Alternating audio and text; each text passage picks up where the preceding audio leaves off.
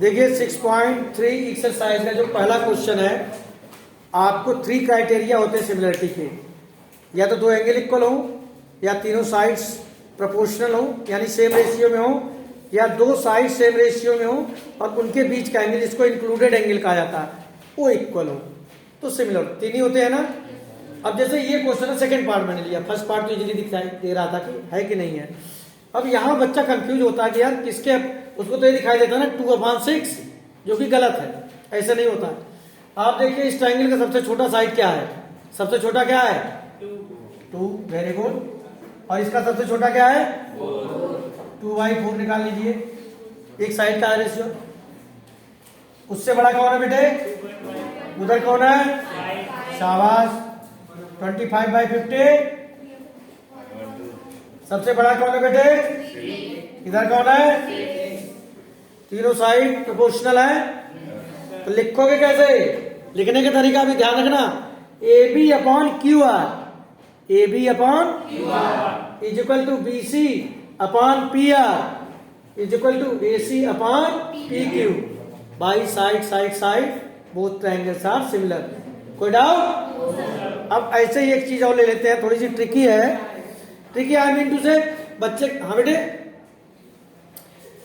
कि आपके सामने दिया तो रहता है लेकिन आप उसको आइडेंटिफाई नहीं कर पाते हो। देखिए दो ट्रायंगल है, केवल दो साइड दिया है, 2.5/5 करेंगे। अभी आपको बताया था 1/2 आएगा और 5/10 करेंगे। दो साइड सेम रेशियो में है। अब आपको देखना है कि जो साइड्स सेम रेशियो में है, जो साइड उनके बीच का एंगल इक्वल है कि नहीं। इनके बीच का एंगल क्या है 70 और इनके बीच का एंगल क्या है 70, बाई साइड एंगल हो जाएगा। लेकिन इसके आगे वाले पार्ट में जाएंगे तो साइड तो प्रोपोर्शनल है, यानी मैं फिफ्थ पार्ट की बात बता रहा हूं, लेकिन इंक्लूडेड एंगल नहीं है। जो पहले वाले ट्रायंगल का एंगल है वो इंक्लूडेड एंगल, इसलिए वो क्या हो जाएगा, सिमिलर नहीं होगा। सबसे लास्ट पार्ट पे चलते हैं, सबसे लास्ट वाले पार्ट पे, बहुत इजी है। DEF क्या दिया है 70, 80, F का पता नहीं है, ठीक है। दूसरे में दिया PQR, ये है 80 डिग्री, ये है 30 डिग्री। ऐसे केस में आपको एक काम करना है कि इस ट्रायंगल के दो साइड, दो एंगल दिए हुए हैं, तो तीसरा क्या होगा, ऐड कर लीजिए, 180 में से माइनस कर लीजिए। कर सकते हो, इधर भी ऐसे कर लीजिए। अब आपको क्लियरली दिख रहा होगा कि ये इसके इक्वल है, ये इसके इक्वल है और ये इक्वल बाई एंगल। अब आप कहोगे सर यहाँ पर तो तीनों एंगल इक्वल है, आप केवल एक एंगल बोलते हो।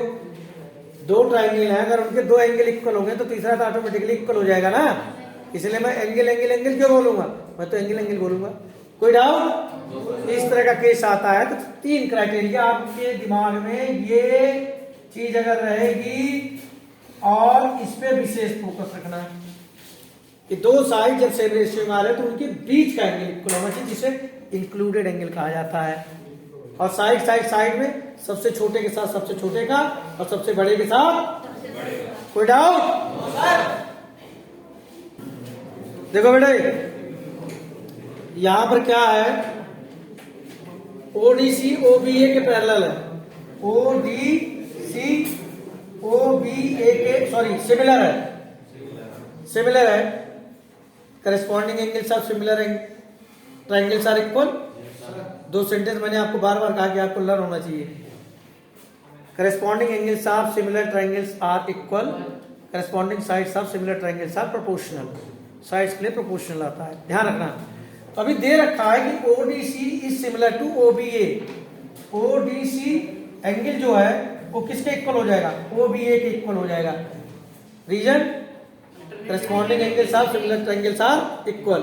ओके, अब पूछा क्या है आपसे, DOC लीनियर पेयर से इन दोनों एंगल का सम कितना होगा, तो 125 पे दिया है, कितने का होगा 180 में से माइनस कर दो, कोई दिक्कत? उसके बाद क्या पूछा, DCO, ये दोनों एंगल आपको बचा है, इस ट्रायंगल का तीसरा एंगल नहीं पता कर सकते? अरे भाई इन दोनों को सम करके 180 में से DCO पता हो गया। अब आपको पता करना वो ये 55 का है तो ये भी 55 का होगा, या छोड़ो आपने प्रूव कर लिया है कि दिया है, सॉरी, ODC सिमिलर है OBA के, ठीक है। तो DCO की जब आप बात करोगे यार, DCO तो ये BAOE तो आएगा। अरे भाई DC क्या होगा, BA, ये वाला एंगल इसके इक्वल नहीं होगा, corresponding angles of similar triangles are.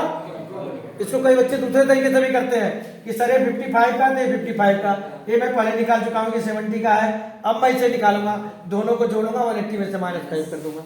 सही हो भाई, तुम भी सही हो, कोई दिक्कत? तीसरे पर चले। क्वेश्चन क्या है, ABCD एक ट्रेपेजियम है, AB is parallel to CD, okay, इनके डायगोनल O पे काट रहे हैं, आपको प्रूव क्या करना है, OA अपॉन OC, यहीं से पकड़ लो बात को, OA upon is equal to OB upon OD, यानी ये वाला ट्रायंगल इसके सिमिलर करना है। वेरी इजी, इसे 1 मानो, इसे 2 मानो। In triangle AOB and triangle COD, angle 1 is equal to angle 2, alternate interior angle, line parallel है, जे बन रहा है कि नहीं बन रहा है? Similarly angle 3 is equal to angle 4, by angle दोनों हो गए सिमिलर, और जैसे सिमिलर हो गए AO upon CO is equal to BO upon DO, खत्म। डायग्राम आपके सामने आ गया है, इसमें दिया हुआ है QR, ये पकड़ो, QR अपॉन QS, पहले तो बड़ा फिर छोटा, फिर QT, फिर QP आना चाहिए था, लेकिन QP की जगह PR आया है। मुझे किसी तरह PR की जगह QP लाना है, ऐसे नहीं लाऊंगा मैं। मुझे दिया गया है कि angle 1 is equal to angle 2, ये गिवन है। थोड़ी देर के लिए मैं इसे हटा दिया। अब जरा ट्रायंगल PQR को देखिए, एंगल 1 एंगल 2 के इक्वल है, तो किसी ट्रायंगल में जो एंगल इक्वल होते हैं उनके सामने के साइड भी इक्वल होते हैं। तो एंगल 1 के सामने है PR, और एंगल 2 के सामने कौन है, PQ। इसके सामने PQ और इसके सामने PR, यानी इस PR की जगह हम क्या लिख सकते हैं, लिख सकते हैं कि नहीं? लो भाई लिख दिया। अब ध्यान दो, बड़ा वाला ट्रायंगल, छोटा वाला ट्रायंगल, यानी ये बड़ा वाला ट्रायंगल QT, छोटा वाला, और दोनों ट्रायंगल में एक एंगल कॉमन है, एंगल Q, दो साइड सेम रेशियो में है और एक एंगल कॉमन है, बाई साइड एंगल। ये दोनों ट्रायंगल सिमिलर हुए कि नहीं हुए, यही तो प्रूफ करना था। कोई दिक्कत? यहाँ एक रीजन लिखना पड़ेगा आपको, क्या, side opposite to equal angles are equal, लिख लोगे?